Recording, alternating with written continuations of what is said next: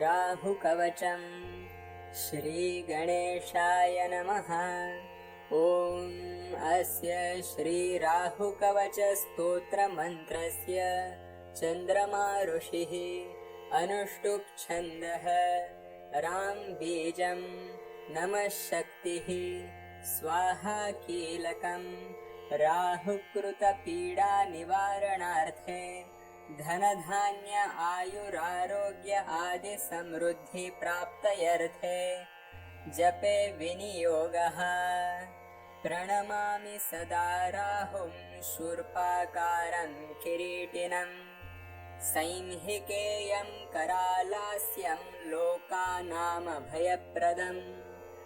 नीलाम्बरशिरः पातु ललाटं लोकवन्दितः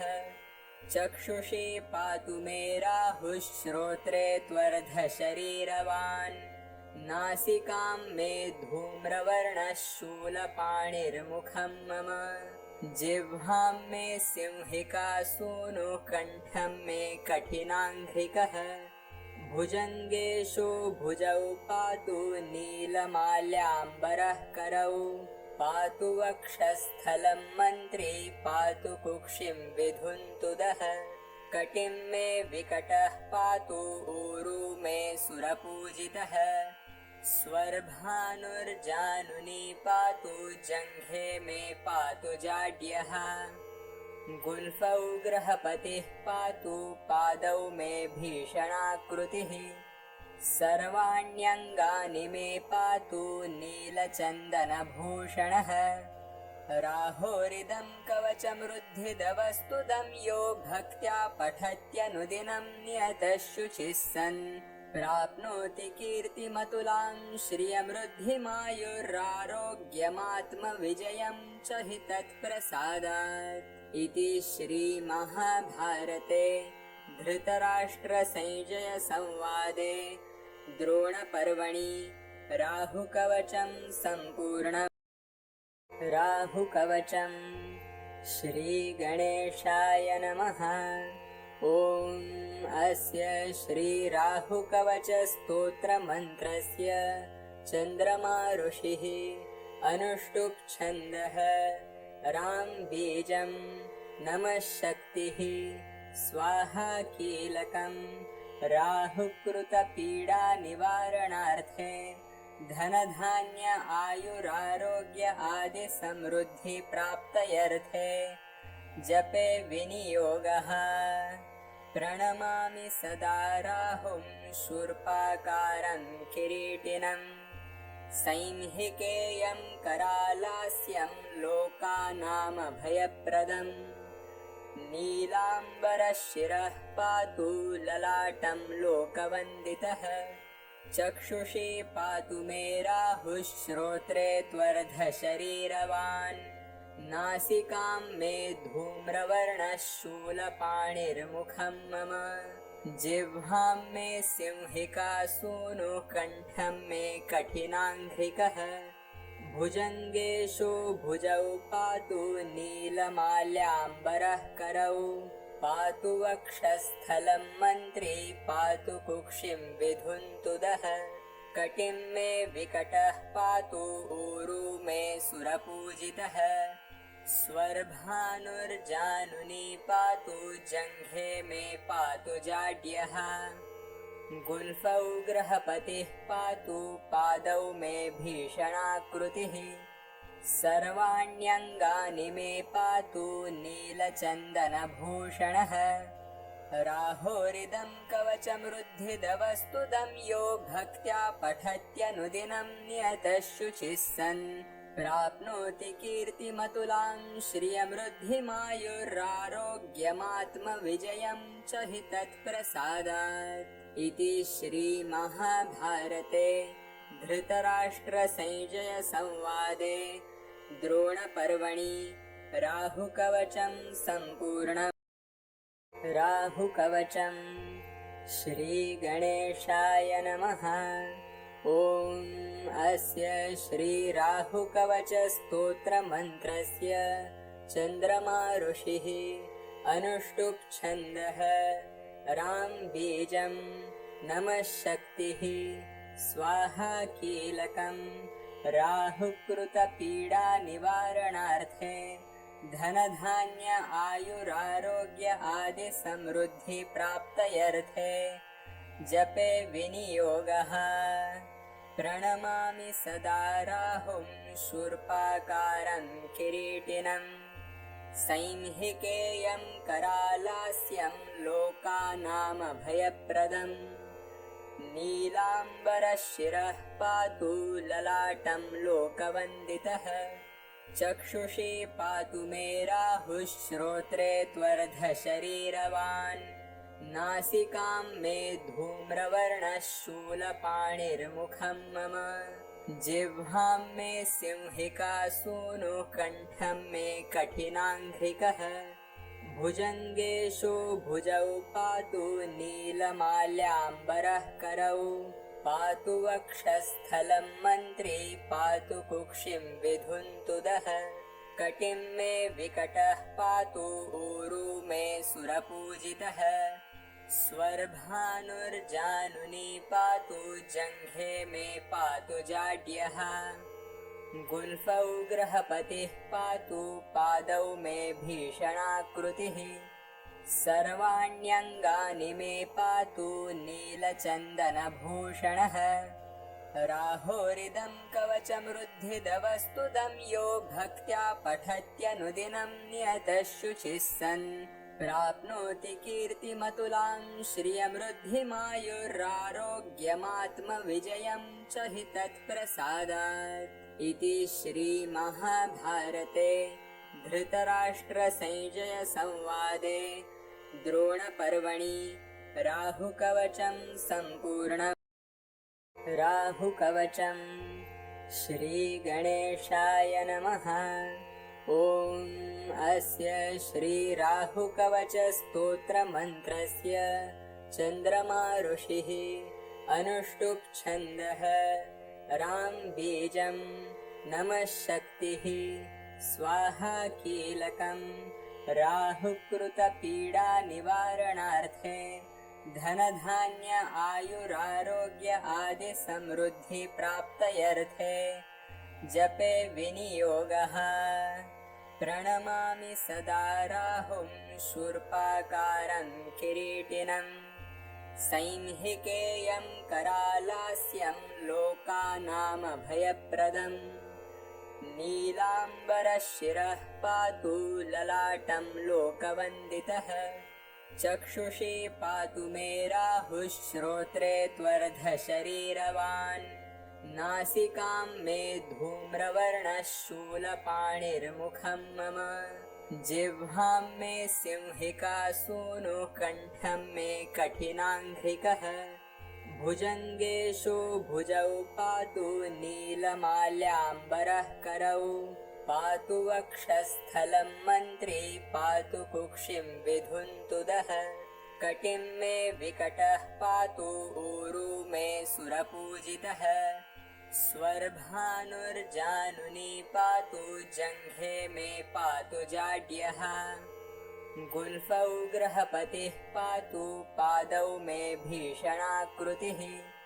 सर्वाण्यङ्गानि मे पातु नीलचन्दनभूषणः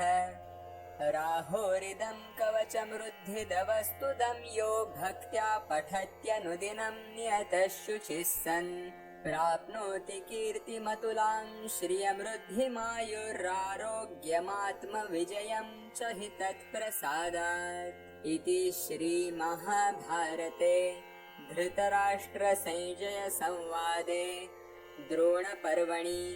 राहुकवचं सम्पूर्णम्। राहुकवचं श्रीगणेशाय नमः। ॐ अस्य श्रीराहुकवचस्तोत्रमन्त्रस्य चन्द्रमा ऋषिः अनुष्टुप् छन्दः रां बीजं नमः शक्तिः स्वाहा कीलकं राहुकृतपीडा निवारणार्थे धनधान्य आयुरारोग्य आदि समृद्धि प्राप्तयर्थे जपे विनियोगः। प्रणमामि सदा राहुं शूर्पाकारं किरीटिनं संहिकेयं करालास्यं लोकानामभयप्रदम् नीलाम्बरशिरः पातु ललाटं लोकवन्दितः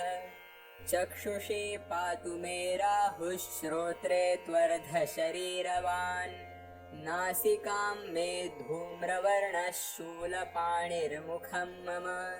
जिह्वां मे सिंहिका सूनुः कण्ठं मे कठिनाङ्घ्रिकः भुजङ्गेषु भुजौ पातु नीलमाल्याम्बरः करौ पातु वक्षस्थलं मन्त्री पातु कुक्षिं विधुन्तुदः कटिं मे विकटः पातु ऊरू मे सुरपूजितः स्वर्भानुर्जानुनी पातु जङ्घे मे पातु जाड्यः गुल्फौ गृहपतिः पातु पादौ मे भीषणाकृतिः सर्वाण्यङ्गानि मे पातु नीलचन्दनभूषणः राहोरिदं कवचमृद्धिदवस्तुतं यो भक्त्या पठत्यनुदिनं नियतः शुचिः सन् प्राप्नोति कीर्तिमतुलां श्रियमृद्धिमायुरारोग्यमात्मविजयं च हि तत्प्रसादात् इति श्रीमहाभारते धृतराष्ट्रसंजयसंवादे द्रोणपर्वणि राहुकवचं सम्पूर्णम् राहुकवचं श्रीगणेशाय नमः। ॐ अस्य श्रीराहुकवचस्तोत्रमन्त्रस्य चन्द्रमा ऋषिः अनुष्टुप् छन्दः रां बीजं नमः शक्तिः स्वाहा कीलकं राहुकृतपीडानिवारणार्थे धनधान्य आयुरारोग्य आदि समृद्धि प्राप्तयर्थे जपे विनियोगः प्रणमामि सदा राहुं शूर्पाकारं किरीटिनं संहिकेयं करालास्यं लोकानामभयप्रदम् नीलाम्बरशिरः पातु ललाटं लोकवन्दितः चक्षुषी पातु मे राहुः श्रोत्रे त्वर्धशरीरवान् नासिकां मे धूम्रवर्णः शूलपाणिर्मुखं मम जिह्वां मे सिंहिका सूनुः कण्ठं मे कठिनाङ्घ्रिकः भुजङ्गेषु भुजौ पातु नीलमाल्याम्बरः करौ पातु वक्षस्थलं मन्त्री पातु कुक्षिं विधुन्तुदः कटिं मे विकटः पातु ऊरू मे सुरपूजितः स्वर्भानुर्जानुनी पातु जङ्घे मे पातु जाड्यः गुल्फौ गृहपतिः पातु पादौ मे भीषणाकृतिः सर्वाण्यङ्गानि मे पातु नीलचन्दनभूषणः राहोरिदं कवचमृद्धिदवस्तुतं यो भक्त्या पठत्यनुदिनं नियतः शुचिः सन् प्राप्नोति कीर्तिमतुलां श्रियमृद्धिमायुरारोग्यमात्मविजयं च हि तत्प्रसादात् इति श्रीमहाभारते धृतराष्ट्रसंजयसंवादे द्रोणपर्वणि राहुकवचं सम्पूर्णम् राहुकवचं श्रीगणेशाय नमः। ॐ अस्य श्रीराहुकवचस्तोत्रमन्त्रस्य चन्द्रमा ऋषिः अनुष्टुप् छन्दः रां बीजं नमः शक्तिः स्वाहा कीलकं राहुकृतपीडानिवारणार्थे धनधान्य आयुरारोग्य आदि समृद्धि प्राप्तयर्थे जपे विनियोगः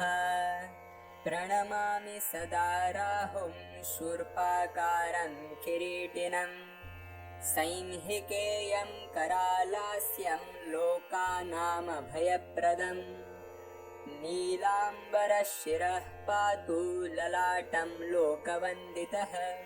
चक्षुषी पातु मे राहुः श्रोत्रे त्वर्धशरीरवान्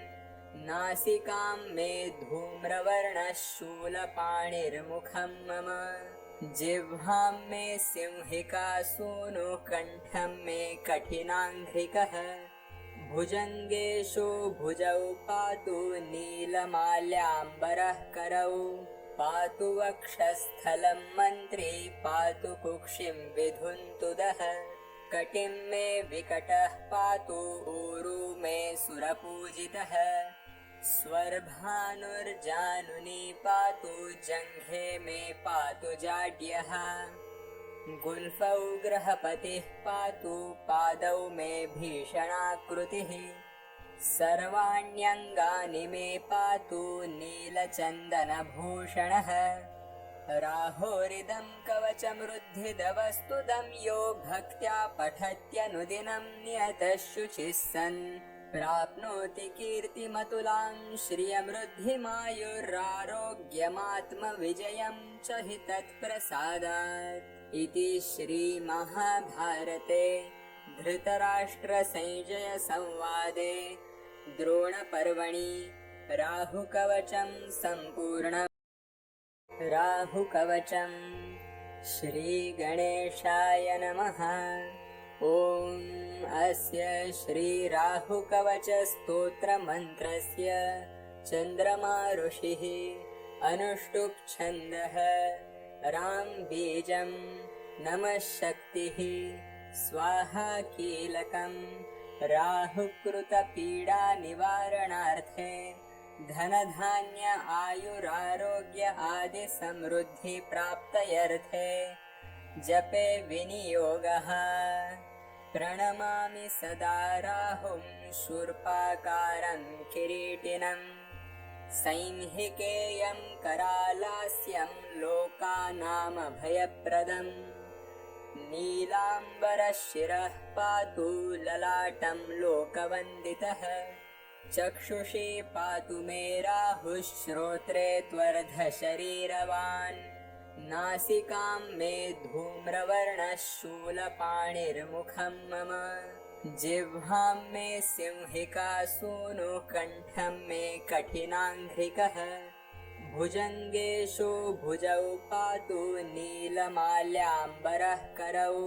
पातु वक्षस्थलं मन्त्री पातु कुक्षिं विधुन्तुदः कटिं मे विकटः पातु ऊरु मे सुरपूजितः स्वर्भानुर्जानुनी पातु जङ्घे मे पातु जाड्यः गुल्फौ ग्रहपतिः पातु पादौ मे भीषणाकृतिः सर्वाण्यङ्गानि मे पातु नीलचन्दनभूषणः राहोरिदं कवचमृद्धिदवस्तुदं यो भक्त्या पठत्यनुदिनं नियतः शुचिः सन्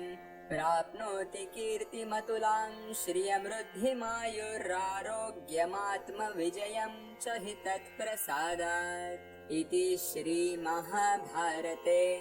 धृतराष्ट्रसंजयसंवादे द्रोणपर्वणि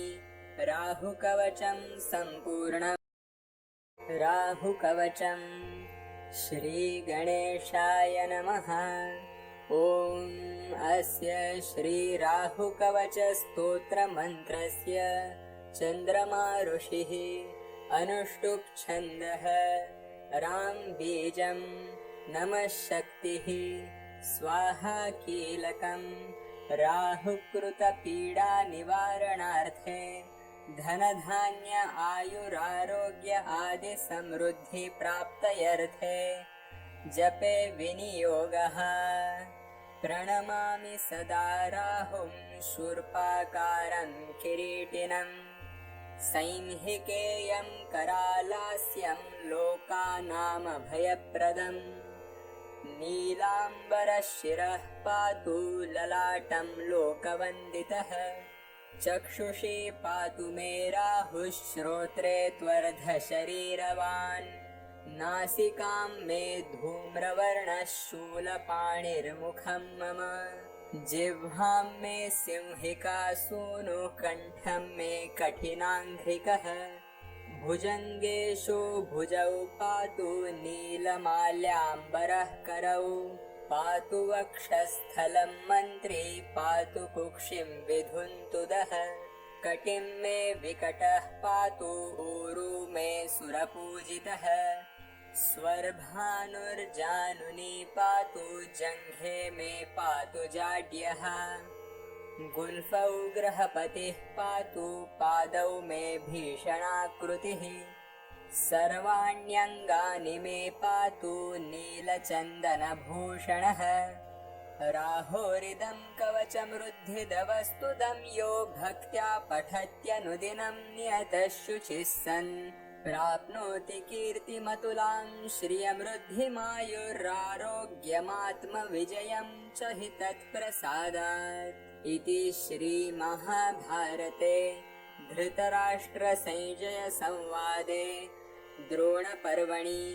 राहुकवचं सम्पूर्णम्। राहुकवचं श्रीगणेशाय नमः। ॐ अस्य श्रीराहुकवचस्तोत्रमन्त्रस्य चन्द्रमा ऋषिः अनुष्टुप् छन्दः रां बीजं नमः शक्तिः स्वाहा कीलकं राहुकृतपीडानिवारणार्थे धनधान्य आयुरारोग्य आदि समृद्धि प्राप्तयर्थे जपे विनियोगः प्रणमामि सदा राहुं शूर्पाकारं किरीटिनं संहिकेयं करालास्यं लोकानामभयप्रदम् नीलाम्बरशिरः पातु ललाटं लोकवन्दितः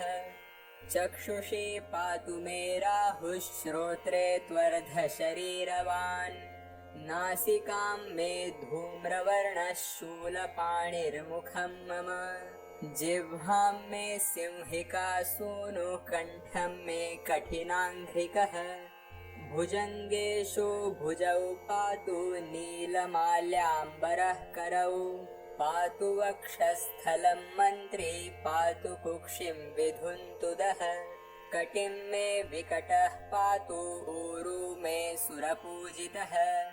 स्वर्भानुर्जानुनी पातु जङ्घे मे पातु जाड्यः गुल्फौ ग्रहपतिः पातु पादौ मे भीषणाकृतिः सर्वाण्यङ्गानि मे पातु नीलचन्दनभूषणः राहोरिदं कवचमृद्धिदवस्तुदं यो भक्त्या पठत्यनुदिनं नियतः शुचिः सन् प्राप्नोति कीर्तिमतुलां श्रियमृद्धिमायुरारोग्यमात्मविजयं च हि तत्प्रसादात् इति श्रीमहाभारते धृतराष्ट्रसंजयसंवादे द्रोणपर्वणि राहुकवचं सम्पूर्णम्। राहुकवचं श्रीगणेशाय नमः। ॐ अस्य श्रीराहुकवचस्तोत्रमन्त्रस्य चन्द्रमा ऋषिः अनुष्टुप् छन्दः रां बीजं नमः शक्तिः स्वाहा कीलकं राहुकृतपीडानिवारणार्थे धनधान्य आयुरारोग्य आदि समृद्धि प्राप्तयर्थे जपे विनियोगः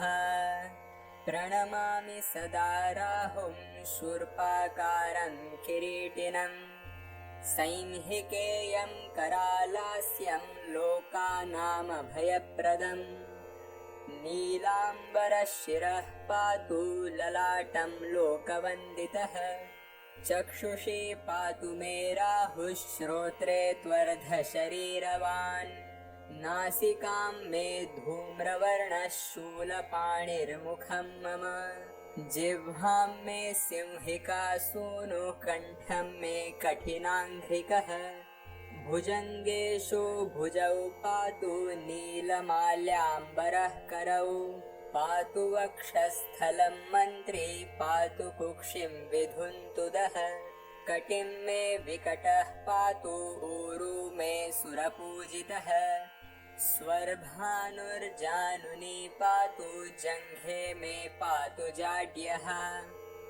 गुल्फौ ग्रहपतिः पातु पादौ मे भीषणाकृतिः सर्वाण्यङ्गानि मे पातु नीलचन्दनभूषणः राहोरिदं कवचमृद्धिदवस्तुदं यो भक्त्या पठत्यनुदिनं नियतः शुचिः सन्